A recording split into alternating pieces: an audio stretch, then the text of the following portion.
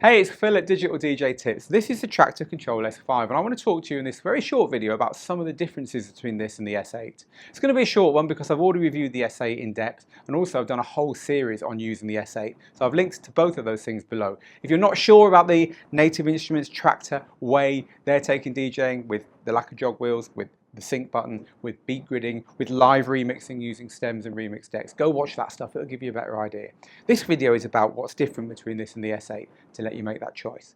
So there's two big things I want to concentrate on. Number one, this does not have the DVS and the standalone capability. You can't add jog wheels to it in any way, shape or form, vinyl, CDJs. You just can't do it. So you need to be sold on this concept 100%. Ironically, more than with the S8. That does have that stuff. That's the first thing.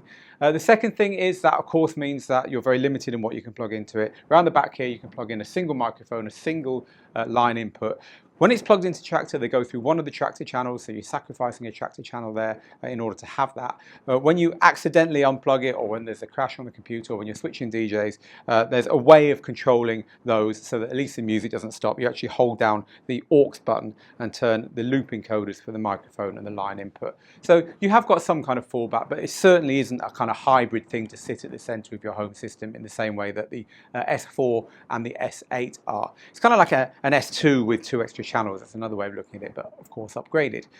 So that's the first big thing. The second big thing is, you know, the live remixing, the remix decks and the stems. Well, I'll tell you straight off, if you want to buy this to use the remix decks to their full extent, it's not going to be good enough for you. It's too fiddly. There's too many things missing. Here the remix decks are more like kind of glorified sample plays, one shots and loops and so on. Triggering stuff like that is a small part of what you do with it. Really, it's stems. This is all about stems. Stems are the files where you have a track broken down into 4 different sections and you can play with those. Now the S8 did it with little line faders for each of the 4 stems. That's all missing from here. So the biggest question people ask is how do you do it? How do you do it without those faders? So I'm going to show you. So let's get a stems file playing here. The stems are shown on the screen just as with the S8. I've put a little loop on here just to show you with a piece of music that it doesn't do much, exactly how this all works. So instead of having your faders, your stems are just turned on and off here. So there's my drums, there's my bass, there's my stab, and there's my vocals. Bang, bang, bang. And there's the whole track. Pretty good actually. DJs are really, this is the kind of stuff DJs do, you know, you turn stuff on and off. I think NI watched DJs going like this with the faders all the way up and all the way down and thought, you know what, a switch would do that. Now, if you do want to control the individual volume of these things, let's just put the drums back on, you can toggle on the button underneath what you want to control, and then here you have a volume control. That's a volume control for just my drums. I can have the other stuff playing, just be mixing the drums in and out there. But you also have, on this one here, a filter, again just for the drums. If you turn everything else off, you see I'm just filtering the drums there.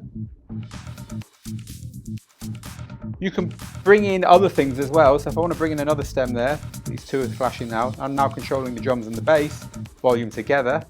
It's all shown to you on the screen. So really, it's a slightly fiddlier way of doing it than with the S8, but actually makes a lot of sense. You can also control the effects by using the shift button and these, and then the effects engine that you've got selected on the channel is in use with those individual stems. And really, for 80% of people, that's going to be a good compromise. The reason it's going to be a good compromise is that this is a much smaller, more portable unit than the S8. I can't see the S8 being carried around by most gigging DJs. It's too difficult, too heavy, and there's not going to be enough room in the DJ booth when you get there. This is a far more acceptable size for all of those things. Ironically, none of the NI controllers I've just mentioned, apart from the S2, are small enough to fit into a bag that you can carry onto an airplane, at least in Europe. There's no aeroplanes that allow you a bag big enough to carry any of them. So you still need the S2 for that. Maybe they're going to come out with an S3 with 2 channels and this kind of stuff so that us poor Europeans, I don't know about you American Airlines, I don't know if you get a slightly bigger baggage allowance, but anyway, it is nonetheless a lot more portable. You can see yourself putting it under your arm and taking it to a mate's house and so on.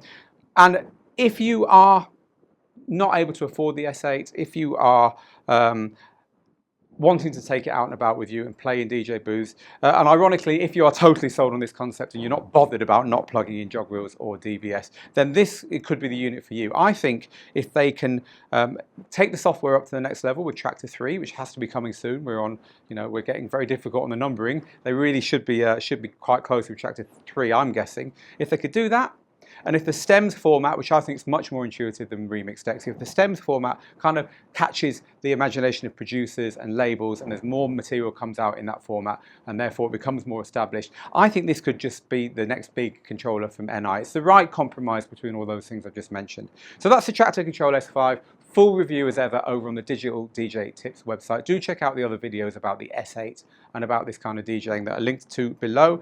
If this has been useful to you, please subscribe to the channel. And if you like Digital DJ Tips, hey, there's a link below where you can subscribe to our mailing list for lots of goodies as well. This is Phil Morse with Digital DJ Tips. Thanks for watching.